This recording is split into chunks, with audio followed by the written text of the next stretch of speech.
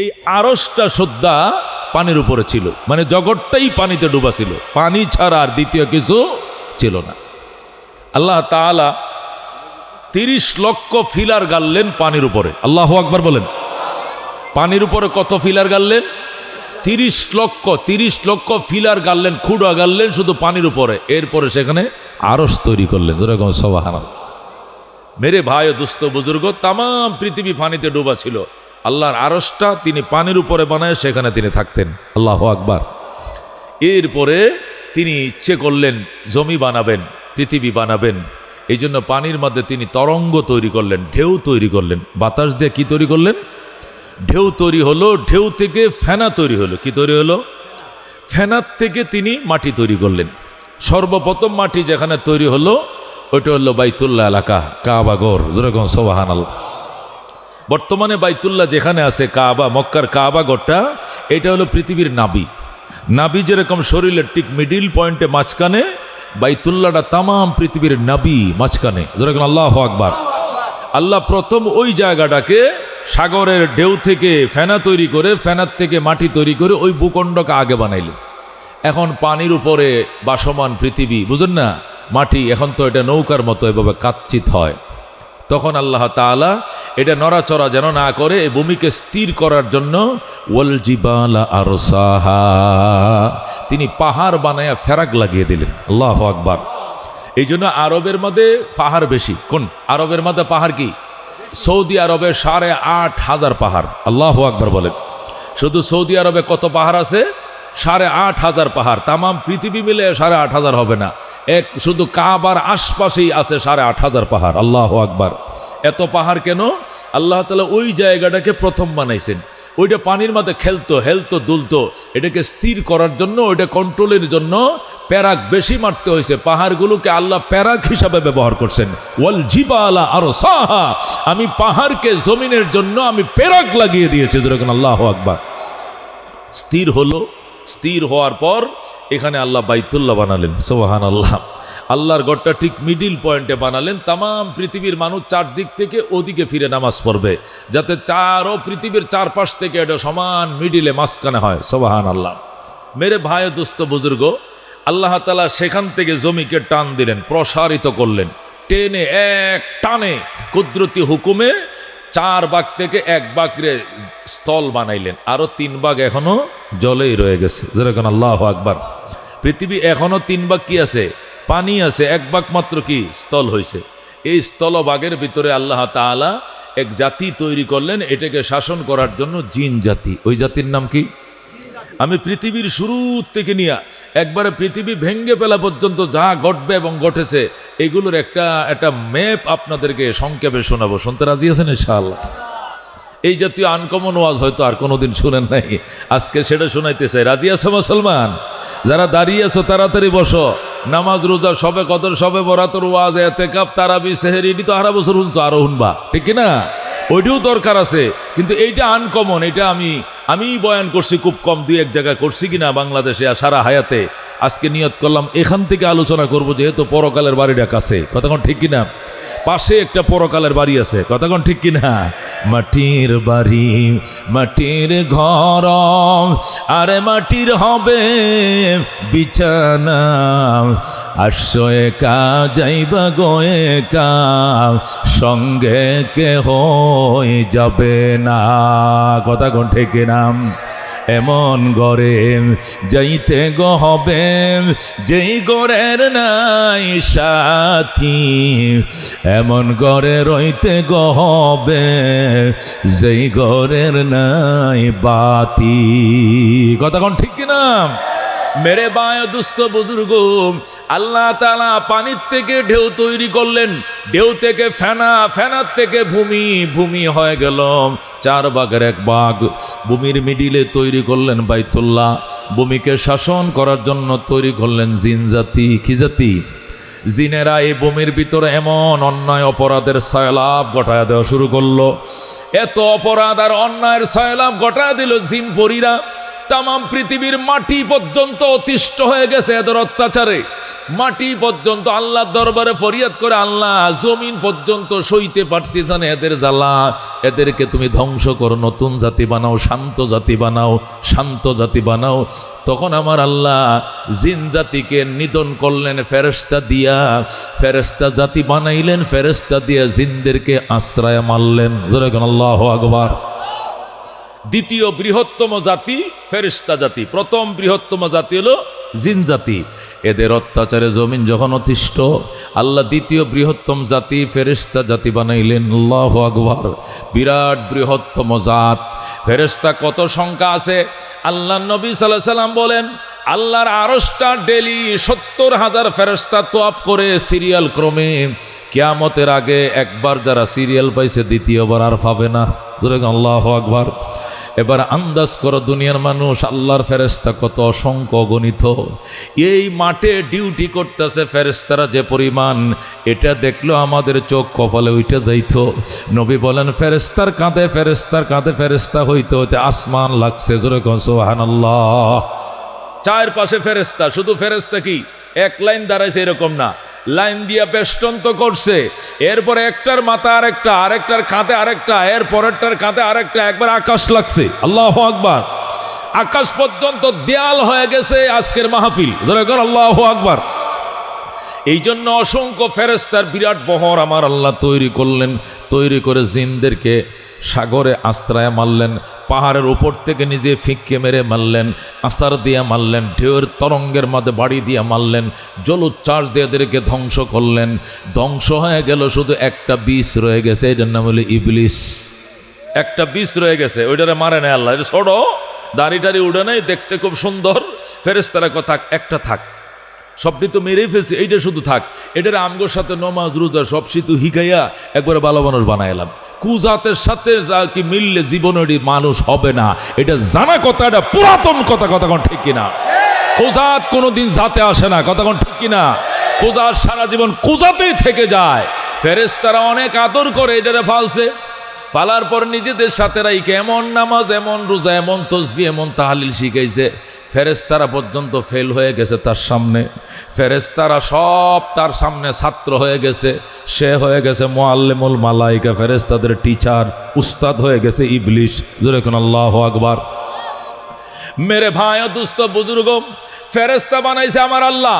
এরা তো জিন পরীরা ছিল দুষ্টের শেষ, এই জন্য শান্ত জাতি বানাইছে ফেরেশতা। ফেরেশতারা তো শান্তের শেষ। যদি বলছে দাঁড়ায় থাকো, দাঁড়ায় রইছে, বনের কথা আর মনে নাই। যদি বলছে বৈশা থাকো, বৈশা রয়েছে, শোয়ার কথা মনে নাই। যেটারে বলছে উত্তর দিকে তাকা, ওটা উত্তর দিকে চাইছে, দক্ষিণের খবর রাখে না। যেটারে কইছে পূব দিকে তাকা, এটা পশ্চিমের খবর রাখে না। যেটাকে বলছে রুকুতে যায়, এটা সজদা যাওয়ার বাও পায় না। যারা যে কাজের কথা বলছে এইটার জন্য কোটি কোটি বছর দাঁড়ায় রয়েছে। সুবহানাল্লাহ। এখন আল্লাহ ডাক দেখো না, এটি তো বেশি দরবেশ, এটি হলো দুষ্টের শেষ, এটি আবার শিষ্টের শেষ। যেরকম আল্লাহু আকবার। এই জন্য দুষ্ট আর শিষ্ট দুইটার সমন্বয় আরেক জাতি বানাবো, এই জাতির নাম হলো ইনসান। যেরকম আল্লাহু আকবার। খেয়াল করে শুনেন, ওরা তো দুষ্টের শেষ, এদের জন্য আল্লাহ বানাইলেন কি? অত্যন্ত ভালো ভদ্র জাতি, ফেরেশতা জাতি বানাইলেন। কিন্তু এরা এত ভদ্র হইলো তো দুনিয়া চলে না। কথা কোন ঠিক কিনা? এই জন্য আল্লাহ কয় এখন আবার নতুন জাত বানাবো। এই জাতের মধ্যে ফেরেশতাদের দরবেশিও আছে, আর ওই জিনদের দুষ্টামিও আছে। দুষ্টামি আর দরবেশি দুইটার সমন্বয় একটা জাত বানাবো, জাতের নাম হবে ইনসান। সুবহানাল্লাহ। আল্লাহ তাআলা ফেরেশতাদের সাথে পরামর্শ করলেন, ফেরেশতারা একটু পরামর্শ দাও। ইন্নী জাইলুন ফিল আরদে খলিফা, আমি আমার জমিনের মধ্যে প্রতিনিধি বানাইতে চাই। আমার বিধান আমার জমিনে চালু করবে, আমার আইন, আমার কানুন আমার জমিনে তারা প্রতিষ্ঠা করবে। তোমরা কি বলো? ফেরেশতারা আপত্তি করে কয়, আতাজালু ফিহা মান ইউফসিদু ফিহা ওয়া ইয়াসফিকুদ দিমা ওয়া নাহনু নুসাব্বিহু বিহামদিকা ওয়া নুকদ্দিসু লাক। ফেরেশতারা আপত্তি করে, আতাজালু ফিহা, আল্লাহ এমন জাত কেন বানাইবেন, এমন মানব কেন তৈরি করবেন?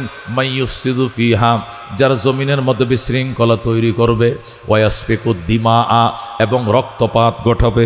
আল্লাহু আকবার। কি পাত ঘটাবে? ফেরেশতারা জাইনে ফেলাইছে, কই এদেরকে যে বানাইবেন মানুষ, এরা টাকার জন্য নিজের ভাইকে খুন করবে, টাকার জন্য শ্বশুর বাড়ি যাওয়া বন্ধ করবে, টাকার জন্য বউকে ফিডাবে, বউকে তালাক দিয়ে দিবে, এইভাবে খুন করবে, খারাপি করবে, মানুষ মানুষকে হত্যা করবে, রক্তপাত ঘটাবে, এমন বিশৃঙ্খল জাতি বানাইবেন কেন? ফেরেশতারা যখন আপত্তি করল, আল্লাহ কই ইন্নী আলামু মা লা তা'লামুন, ফেরেশতারা মানুষ সৃষ্টির ভিতরে যে কি রহস্য এটা আমি বুঝি, তোমরা বুঝো না। আল্লাহু আকবার। দুই একজন দুষ্ট থাকবেই, বাত খাইলে দুই একটা বাত আঙ্গুলের হেরে পড়ে, কথা কোন ঠিক কিনা? দুই চারটা দুষ্ট থাকবেই, কিন্তু আমার এমন নেককার পিয়ারা বন্দারাও থাকবে, চোখের পলক বরাবর জীবনেও কোনোদিন গুনাহ করবে না, কথা কোন ঠিক কিনা?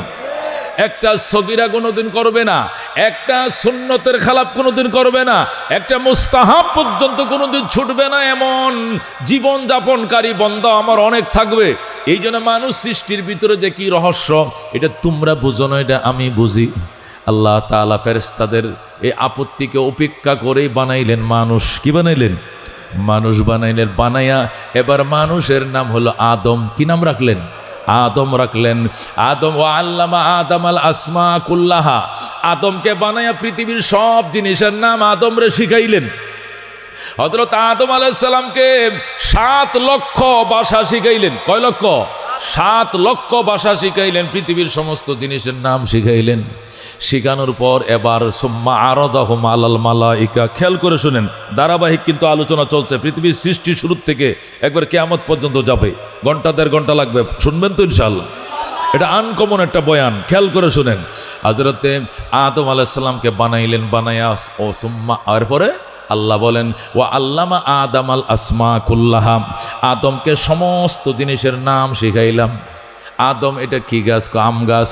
আম গাছ মানে এ কি হবে? এরকম একটা আম হবে, ফল হবে, পরে এটা খাবে কেমনে? ওই সময় তো মানুষ নতুন হয়েছে, আম গাছ আর দেখে নাই। এরপরে কি হবে? আম হবে, এটা এটা ছোট বড়া থাকবে, বড় হবে, এটা কালো, পরে হবে এটা সবুজ, এরপর হবে হলুদ, এর হবে লাল, এরপরে বারাবাতি হবে, বাকলটা ফেলে দিতে হবে, চুচে চুচে রসটা খেতে হবে, আর বারাটা মাটিতে পুঁতে রাখতে হবে, আবার গাছ হবে। যেরকম আল্লাহু আকবার। গাছের নাম বলে দেয়, ফলের নাম বলে দেয়, ফলের গুণাগুণের কথা বলে দেয়, কোন ফল কেমনে খাইতে হবে এইটাও পর্যন্ত বলে দেয়। এবার আল্লাহ তাআলা আদমকে বসাইলেন এক পাশে, আর সমস্ত ফেরেশতাদেরকে বসাইলেন এক পাশে। বসায়া এবার আল্লাহ ইন্টারভিউ কল করলেন, আদমকে জিজ্ঞাসা করে এটার কি নাম? আদম টাস করে বলে দেয়। ফেরেশতাদেরকে জিজ্ঞাসা করে, ফেরেশতারা কয় হা লা আদরি, জানি না, আল্লাহ কইতে পারি না। কি কইতে পারো না মানে? তোমরা সবাই মিলেও দেখা যায় একজনের সাথে পারো না, ঘটনাটা কি? আমরা পারি না আল্লাহ, আমরা জানি না। আল্লাহ কয় তাহলে এই আদমরে বানাইতে বেটু দিছিলা কেন? সজদা করো, যেরকম আল্লাহু আকবার, সিলিন্ডার করো, আর বলো জাহাপনা বস আপনাকে বানানোর টাইমে আপত্তি করছিলাম, এই আপত্তিটা আমাদের ভুল ছিল, মাফ করে দেন, যেরকম আল্লাহু আকবার। আল্লাহ তাআলা বলেন উসজুদু লি আদমা, ও ফেরেশতারা সবাই মিলে আদমকে সজদা করো। কাকে সজদা করো? আদমকে সজদা করো। সবাই আদমকে সজদা করলো, ইল্লা ইবলিস, কিন্তু ওই যে যেটার আদর করে ফেলছিল, ওই যে মনে আসেনি, ওই পণ্ডিত সজদা করে না। আবা আইয়াসজুদা, সে সজদা করতে অস্বীকার করলো। কালা, আল্লাহ রাব্বুল আলামিন বলেন মা মানাকা আন তাসজুদ ইজ আমার তোকা, ইবলিস তোকে সজদা করতে কে বাধা দিল? আমি নিজে তোরে হুকুম করলাম সজদা কর, এরপরেও তুই সজদা করলে না, কারণ কি? আনা খায়রুম মিন, আমি উনার চেয়ে অনেক ভালো। যেরকম নাউজুবিল্লাহ। কিভাবে? খালাক্তানি মিন নার ওয়া খালাক্তাহু মিন তিন, আমারে বানাইছেন আগুন দিয়া, উনারে বানাইছেন মাটি দিয়া। মাটি তো নিচের দিকে দাওনি করে, আগুন উপরের দিকে দাওনি করে। আমি বড় হইয়া উঁচু হইয়া নিচুরে সজদা করব না। যেরকম নাউজুবিল্লাহ। আল্লাহ রাব্বুল আলামিন বলেন ফামা ইয়াকুনু লাকা আন তাতাকাব্বারা ফিহা ফাখরুজ ইন্নাকা মিনাস সাগিরিন। বলে আল্লাহু আকবার। আল্লাহ কা ফামা ইয়াকুনু লাকা, তোর জন্য অধিকার নাই, এই অধিকারে তোর নাই। আন তাতাকাব্বারা ফিহা, আমি হুকুম করলাম আর তুই এখানে অহংকার দেখাইলে, ঐদ্যতা দেখাইলে। ফাখরুজ মিনহা, বেরিয়ে যা জান্নাত থেকে। ইন্নাকা মিনাস সাগিরিন, তুমি লাঞ্ছিত বঞ্চিত কপাল পোড়াদের অন্তর্ভুক্ত হয়ে গেলা। যেরকম নাউজুবিল্লাহ। সাথে সাথে গেট আউট। কোথায় থেকে? জান্নাত থেকে। কোথা থেকে গেট আউট? মেরে ভাই দুস্থ বুজুর্গ, ফাখরুজ মিনহা বলছে বেরিয়ে যাও। কেন সজদা করলা না? তোরা কর আল্লাহু আকবার। সজদা না করার কারণে তাকে আউট করে দেওয়া হলো। মেরে ভাই ও দুস্থ বুজুর্গ বলতেছিলাম, হজরতে আদম আলাইহিস সালাম একদিকে, সমস্ত ফেরেশতারা একদিকে। ইন্টারভিউর ভিতরে আদম ফাঁস করছে, ফেরেশতারা ফেল করছে। এই জন্য ফেরেশতাদেরকে নির্দেশ দেওয়া হয়েছে আদমকে সজদা করার জন্য। যেরকম সুবহানাল্লাহ।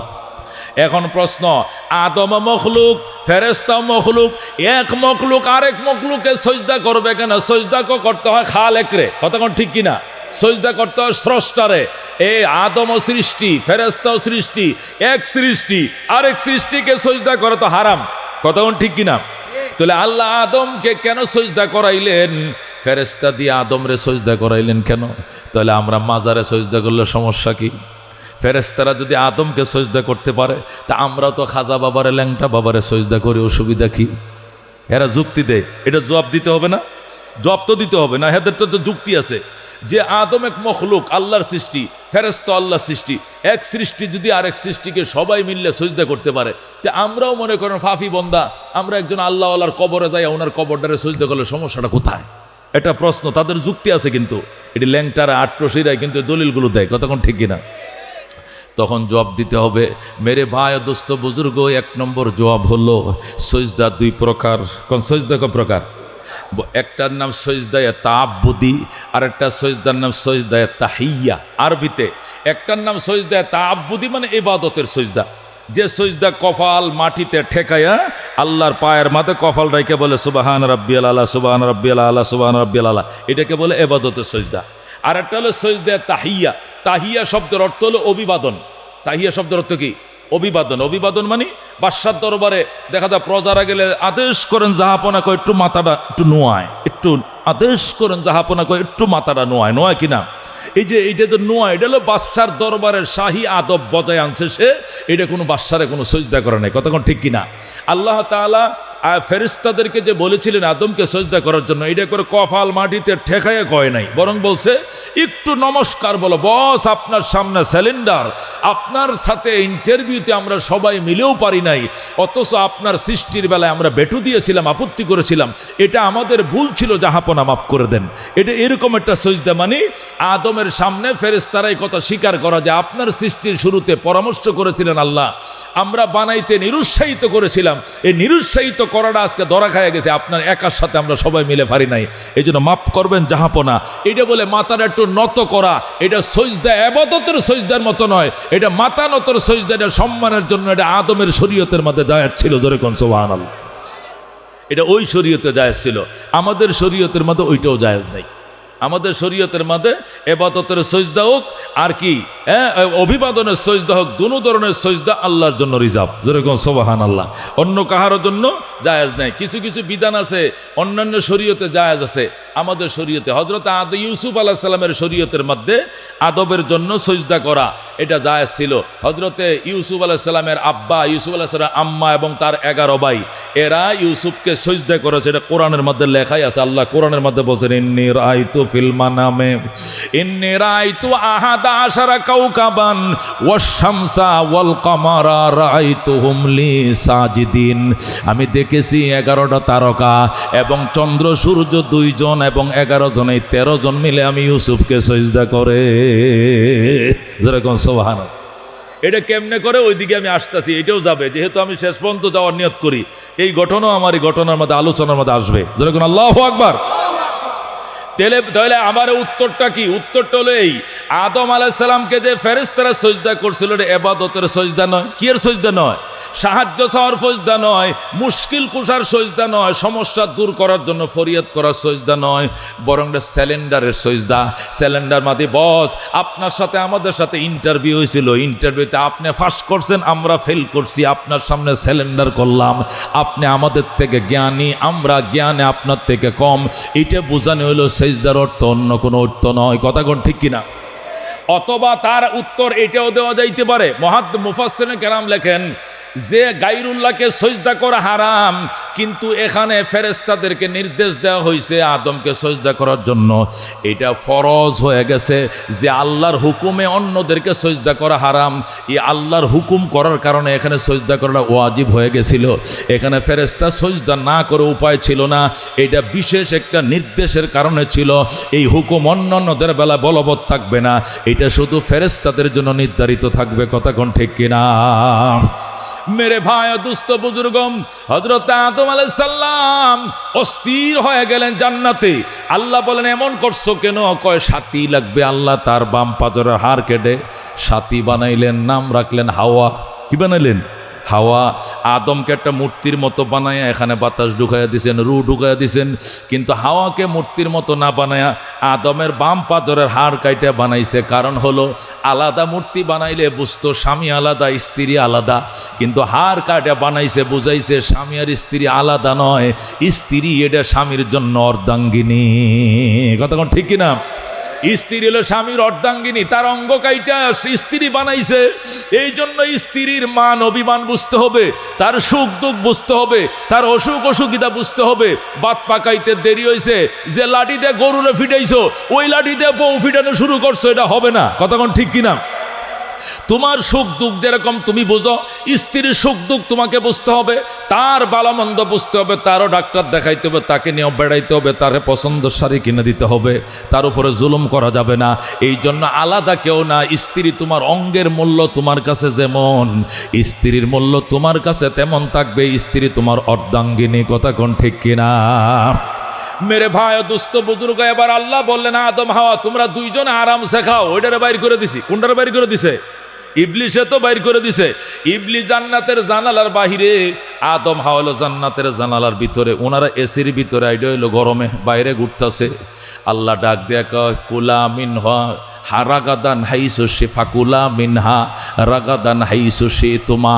আল্লাহ বলেন আদম হাওয়া অনবরত খাও জান্নাতের মধ্যে, যেখান থেকে মন চায় সেখান থেকে, তবে ওয়ালা তাকরাবা হাযিহিস শাজারাতা, ওই গাছটার কিনারে যাইও না।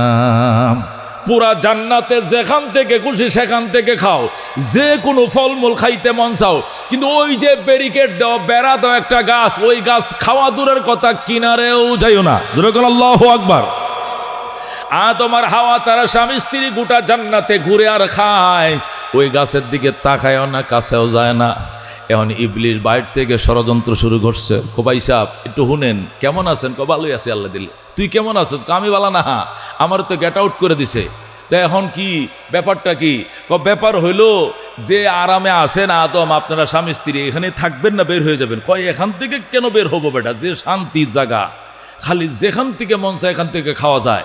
আমাকে বলা হয়েছে যেখান থেকে খুশি এখান থেকে খাও, নির্দিষ্ট একটা গাছের ফল খেও না। ইবলিসকে ওইটা আবার নিষেধ করা হলো কেন? নিষেধ করা হয়েছে ওইটা খাইলে আমাকে নাকি বের করে দেওয়া হবে, এই জন্য খাইও না, বেরো হবো না। দূর বুকা, বুঝোস নাই, এইটা না খাইলে বের করে দেওয়া হইব। তোর উল্টাটা বুঝাইছে যাতে তুই এনতে বের হয়ে যাস। যদি জান্নাতে চিরদিন থাকতে চাস তাহলে খা, জলদি খা, জলদি খা। ইবলিস আল্লাহ কইছে খাওয়া যাবে না, তুই কোস খাবি? আহারে আফন ছিল্লা না দোস্ত, আফন ছিল্লা না, বাবির সাথে পরামর্শ করো। এমন হাওয়ার সাথে পরামর্শ করতে। আদম কয় হাওয়া আল্লাহ কইছে গাছের কিনারেও যাওয়া নিষেধ, আর এই বাইল দিতেছে খাওয়ার জন্য, কোনটা করলে ভালো হয়? হের যুক্তি কি? হের যুক্তি হলো খাইলেই চিরদিন থাকা লাগবো, দুনিয়াতে জান্নাতে থাকা যাবে, আর না খাইলে নাকি দুনিয়াতে ফাটাই দিব, পরে আলসয়ে খাইতে দিব। এখন আলসয়ে খামু, কষ্ট করে খামু, অটো চালামু যাইয়া দুনিয়াতে যাইয়া, নাকি এনে আরামে খামু? আরামে খামু। তা হইলে ওই লোকটাই বলতেছে ওখান থেকে খাইলে নাকি চিরদিন থাকা যাবে। হাওয়া কতক্ষণ মাথা নিচু করে করলন, খায়ালাই আল্লাহ যা করে খায়ালাই। মহিলাদের মন নরম না, মহিলারা কিন্তু আগে নরম হয়ে যায়। কতক্ষণ ঠিক কিনা? হ্যাঁ, মহিলাদের মন নরম। আহারে এই বেচারির ফুসলানির কারণে স্বামীও বাও হয়ে গেছে। কথা বুঝেন না? মহিলারা দিয়ে কিন্তু মনে করেন এমপি সাহেব ফাইলে স্বাক্ষর করে না, মন্ত্রী স্বাক্ষর করে না, এমন কেমনে স্বাক্ষর করবেন জানেন? ওই বাবি সাহেবের জন্য একটা বেনারসি শাড়ি কিনবেন 18,500 টাকা দেয়া, কিনিয়া সুনামগঞ্জের হাওড়ের থেকে কাতল মাছ একটা 8-9 কেজি ওলা লইবেন, লইয়া কবে ভাই আসসালামু আলাইকুম, মন্ত্রী মহোদয় আসেন বাসায়? কয় উনি তো নাই, ম্যাডাম আছে, একটু ভিতরে ফাটাই দেন। কন আমি এক গুনাহগার বন্দা আইছিলাম একটা স্বাক্ষরের লাগে, মনে করেন আপনার স্বাক্ষর 10টা হইলেও আপনার কবুল হয়ে যাবে। কি লেগে বাবিরে আপনি লাইন করে লাইছেন? কথা কোন ঠিক কিনা? এই দেশে যত দুর্নীতি হয় কাকে দেয়া হয়? মহিলাদেরকে দেয়া হয়। কথা কোন ঠিক কিনা?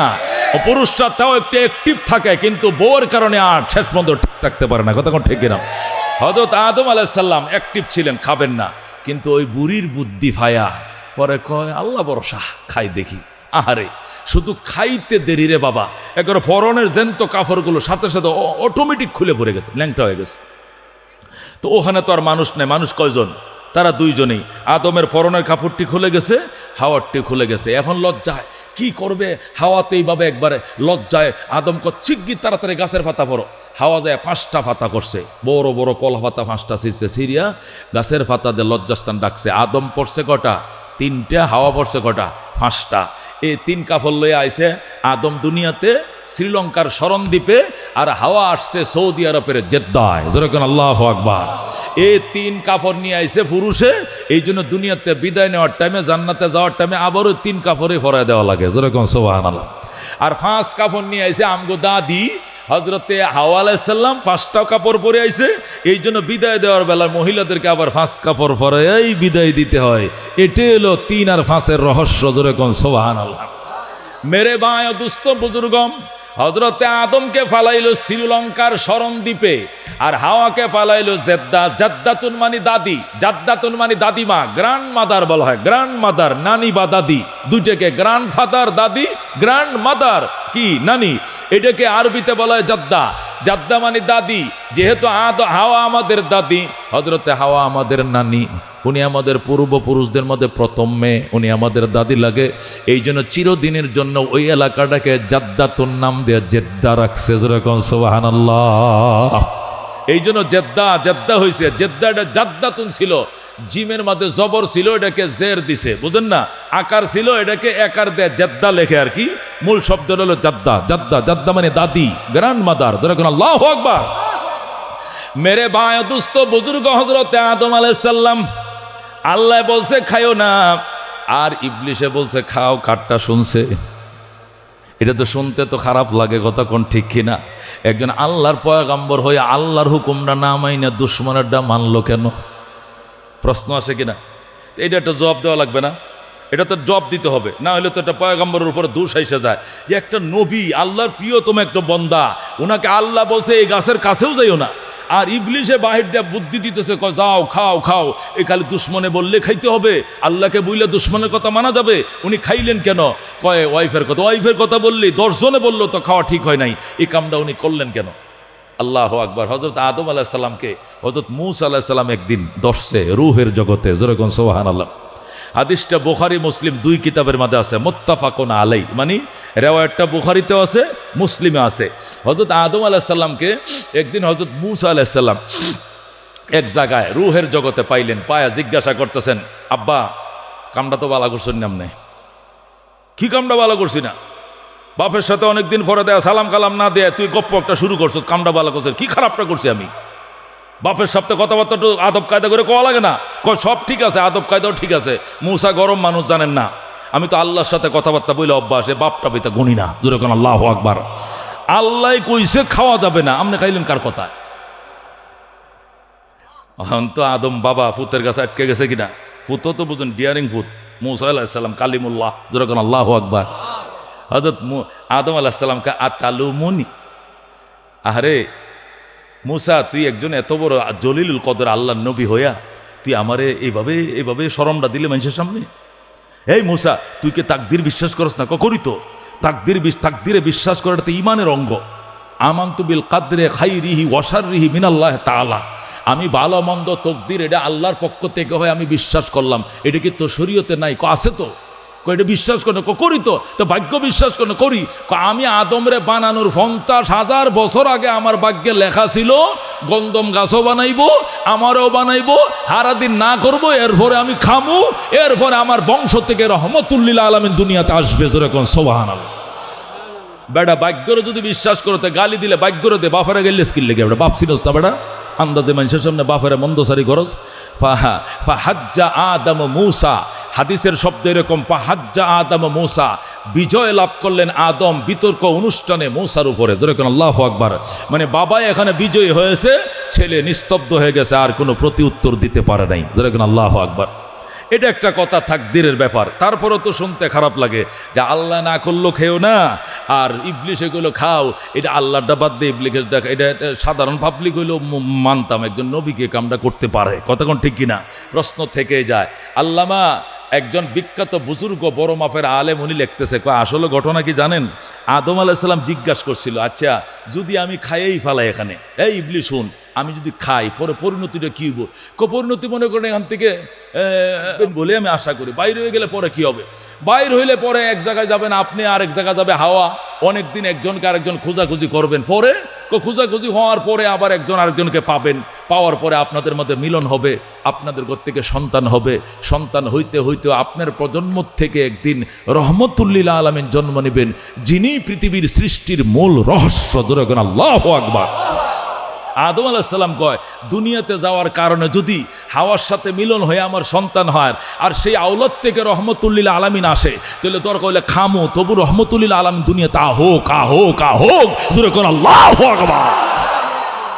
এক আল্লাহর ওলি কয়, আদম তো বেটা খালি এই গন্ধম ফল খালি খাইছে, আর আমি হইলে ফাতা সব সুদ্দা ডালা ডোলা গোড়াডি শিকড়ি শুদ্ধা সাবাই খাই লাইতাম। বেটা আদম তো খালি ফল খাইছে, আমি ডালাডি খাই লাইতাম, ফাতাডি শুদ্ধা সাবাই খাই লাইতাম, যে রহমতুল্লিল আলামিন তাড়াতাড়ি আসুক দুনিয়াতে, তাড়াতাড়ি আসুক। জোরে করে আল্লাহু আকবার। সুতরাং এই খেলার ভিতরে রহস্যকার। आदम के लिए फ़ख्र ये आली नस्बी है, मक्की मदनी हाशमियो मुत्तलबी है, पाकीज़ा तोराश अर्श समा जन्नत फिरदौस, आराम गाहे खाक रसूल अरबी है, आए ज़ाहिर बैते नबवी याद रहे ये, बेकायदाया जंबिश लब बेअदबी है, आहिस्ता कदम नीची नेगा पुस्ते सदा हो, खाबीदा यहाँ रोह रसूल अरबी है, बुझ जाए तेरे चींटों से आए अब्र करम आज, जो आग मेरे सीनों में मुद्दत से लगी है, आए बहार करम सदका हुसैन इब्न अली का, पियासा हो मुझे शरबत दीदार पिला दो, जो लोग के कहलाते हैं सग तेरे गली के, उन लोगों के दफ्तर में मेरा नाम लिखा दो। ज़ुरगुन मरहबा। हज़रत रहमतुल्लिल आलमीन सल्लल्लाहु अलैहि वसल्लम इरशाद करेन, बाबा आइलो दुनियाয় বাবা স্মরণ দিবে আর মা জেদ্দায়। হযরত আদম আলাইহিস সালাম সেখান থেকে 20 বার গেছে মক্কায়। কয়বার? হজ করার জন্য শ্রীলঙ্কা থেকে হাইটে গেছে 20 বার মক্কায় হজ করছে। হজ করে নিজের স্ত্রীর খুঁজে পায় না। হযরত হাওয়া আলাইহিস সালাম জিদ্দাহ থেকে হাঁটতে হাঁটতে গেছে আরাফার ময়দানে। জোরে কোন আল্লাহু আকবার। সর্বশেষ যখন হজ করার জন্য আদম গেছে, যাইয়া বাইতুল্লাহর কিনারে আল্লাহর গড় তপ করে জাবালে আবু কুবাইসের মধ্যে উঠছে। জাবালে আবু কুবাইস যারা হজ উমরা গেছেন দেখবেন বাদশাহ ফাহাদ একটা বাড়ি বানায় রাখছে, দেখছেন কিনা? জাবালে আবি কুবাইসের মধ্যে আল্লাহু আকবার। হযরত আদম আলাইহিস সালাম উঠছে, উইটা যখন পূর্ব দিকে তাকাইছে, তাকায়া দেখে হযরত হাওয়া আলাইহিস সালাম জাবালের রহমতের মধ্যে দাঁড়ায় রইছে। সুবহানাল্লাহ। 8 কিলোমিটার দূর। কয় কিলোমিটার? বাইতুল্লাহর গড়িটা যেখানে, যেটা ক্লক টাওয়ার, সেখান থেকে আরাফার রহমতের পাহাড়টা, আল্লাহু আকবার, 50 ফিট উঠো মসজিদ থেকে, সবাই হাজিরা উঠতে পারে, এটা তো উঠতে পারে। আরাফার ময়দানে যে পাহাড় রহমত, জাবালে রহমত, এই রহমত পাহাড়টা 8 কিলোমিটার দূরা। ওখান থেকে গড়িটা দেখা যায়, গড়ির এখান থেকে আরাফাটা দেখা যায়। জোরে কোন সুবহানাল্লাহ। হযরত আদম আলাইহিস সালাম 365 বছর, কয়শো বছর?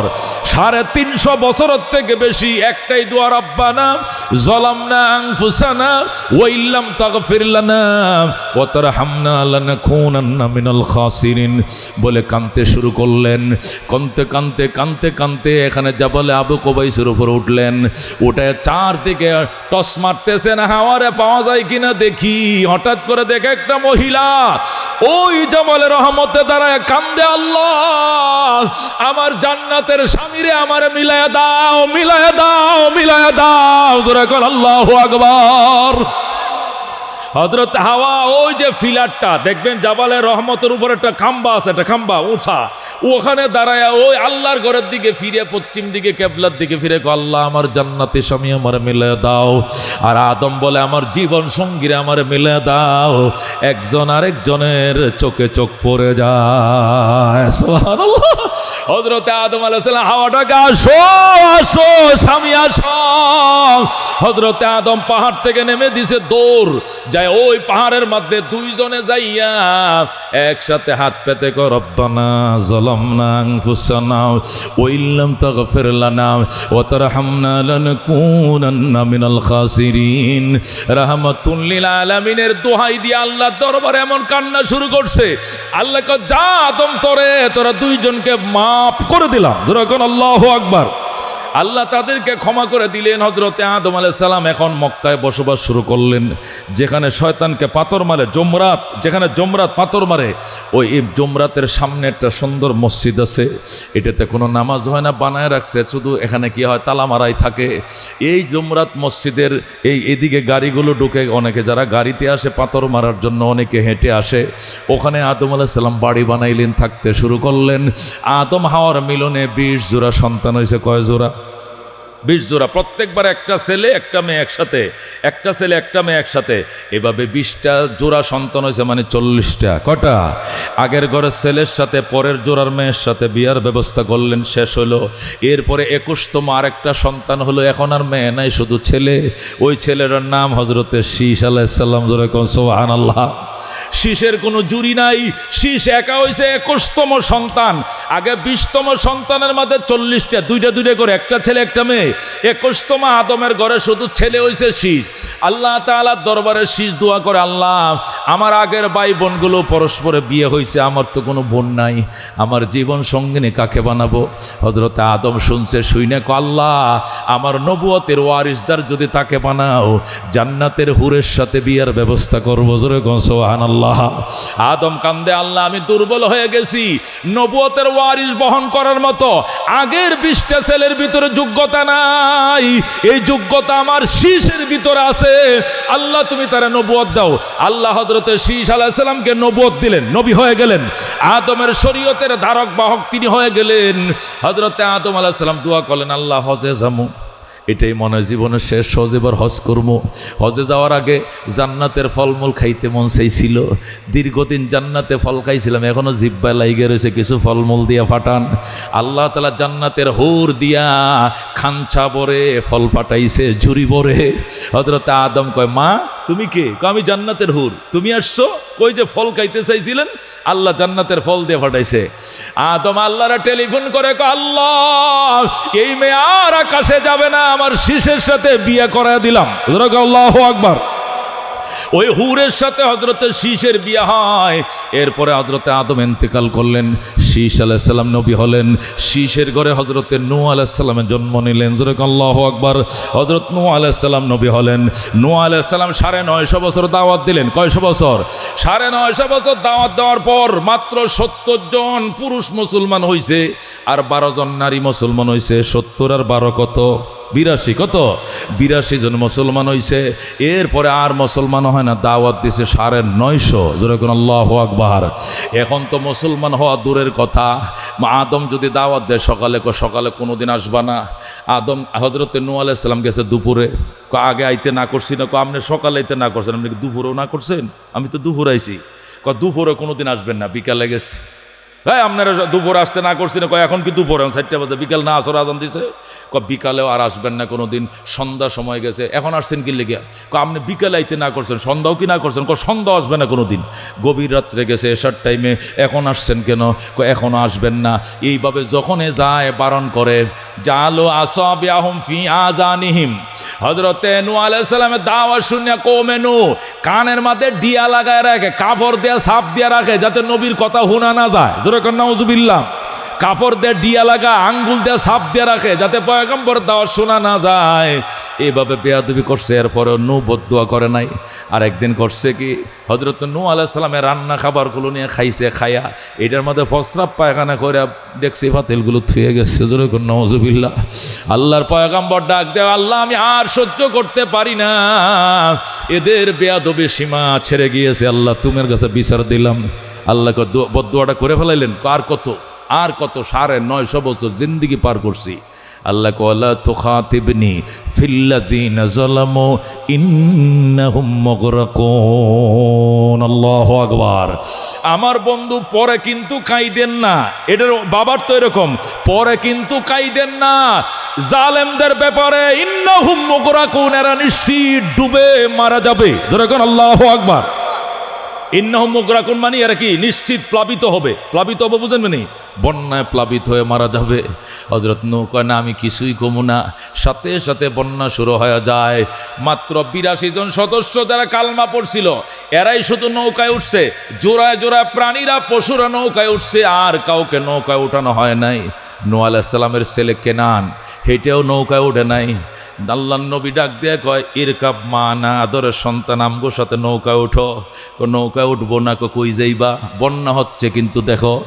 সাআবিলা জাবালিয়া সিমুনি মিনাল মা, আমি পাহাড়ে আশ্রয় নিব, পাহাড় আমাকে রক্ষা করবে। নবী কয় লা আসিমাল ইয়াউমা মিন আমরিল্লাহ, আজকে আল্লাহর আযাব থেকে কেউ তোমাকে বাঁচাইতে পারবে না। আল্লাহু আকবার। তারপরেও কেনান নৌকায় উঠে নাই। 82 জন সদস্য নিয়ে নৌকাটা 6 মাস পর্যন্ত পানিতে বাড়ছে। কয় মাস? রজব মাসের 10 তারিখ নৌকাটা উঠছে। কি মাসের? রজবের চাঁদের, যে গত চাঁদ গেছে, রজবের 10 তারিখ উঠছে। রজব, শাবান, রমজান, শাওয়াল, জিলকদ, জিলহজ, মহরমের 10 তারিখ তুরস্কের জুদি পর্বতমালায় আইসা নৌকা মাটি ছুঁইছে। সুবহানাল্লাহ। রজবের 10 তারিখ পানিতে বাড়ছে। রজব, শাবান, রমজান, শাওয়াল, জিলকদ, জিলহজ, মহরমের 10 তারিখ আইসা তুরস্কের জুদি পর্বত, ওয়াস্তাওয়াত আলাল জুদি, আল্লাহর কোরআন বলে ওয়াস্তাওয়াত আলাল জুদি, জুদি পর্বতের মধ্যে নূহের নৌকা দুনিয়া ছুঁইছে। জোরে কোন আল্লাহু আকবার। হযরত নূহ আলাইহিস সালামের সব উম্মত মারা গেছে। এই 82 জন আছে।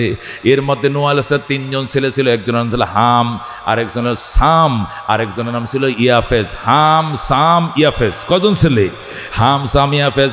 3 জন তো বেঁচে গেছে। আরেকজন কেনান, সে নৌকায় ওঠে নাই, সে মারা গেছে।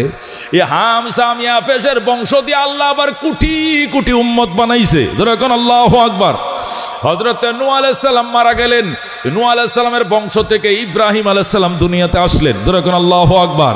হযরত ইব্রাহিম আলাইহিস সালাম নবী হলেন, বিয়ে করলেন। বিয়ে করলে ইব্রাহিমকে আল্লাহ 2টা সন্তান দিয়েছে। কয়টা সন্তান? বড়টার নাম হযরত ইসমাইল আলাইহিস সালাম, ছোটটার নাম হযরত ইসহাক আলাইহিস সালাম। যেরকম সুবহানাল্লাহ। ইসমাইলকে হযরত ইব্রাহিম তার স্ত্রী হাজেরা সহ মক্কায় বনবাস দিলেন। তিনি মক্কায় থাকেন। আর ইসহাককে নিয়ে ইব্রাহিম নিজে প্যালেস্টাইন থাকেন। কোথায় থাকেন? ফিলিস্তিনে। ইব্রাহিম ফিলিস্তিনে থাকে ইসহাকরে নিয়া। আর তার স্ত্রী হাজেরা সহ ইসমাইলকে পাঠায় দিয়েছে মক্কায়।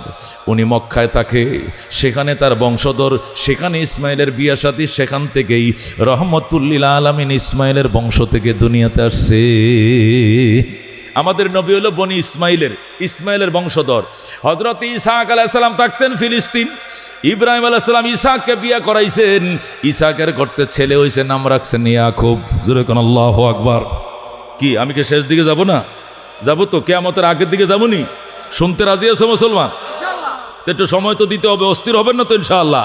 হযরত ইব্রাহিম আলাইহিস সালামের ছেলে ইসমাইল মক্কায় বিয়া করছে। সেই বংশ থেকে রহমতুল্লিল আলামিন দুনিয়াতে আইছে। আল্লাহু আকবার। হযরত ইসহাক ফিলিস্তিন থাকতেন। ইব্রাহিম ইসহাককে বিয়ে করাইছেন ফিলিস্তিনে। তার গর্তে ছেলে হয়েছে, নাম রাখছেন ইয়াকুব। যেরকম আল্লাহু আকবার। ইয়াকুবের এটা হলো সুরিয়ানি ভাষা, হিব্রু ভাষা। আরবিতে ইয়াকুবের অর্থ আল্লাহু আকবার। ইয়াকুবের হিব্রু ভাষায় ইয়াকুবরে বলা হয় ইসরাইল। ইয়াকুব আলাইহিস সালামের আরেক নাম হলো ইসরাইল। আরবিতে বলা হয় ইয়াকুব, আর তাদের স্থানীয় ভাষায় বলা হয়, হিব্রু ভাষায় বলা হয় কি? ইসরাইল। এই জন্য ইয়াকুব আলাইহিস সালামের বংশধরকে বলা হয় বনি ইসরাইল। যেরকম আল্লাহু আকবার।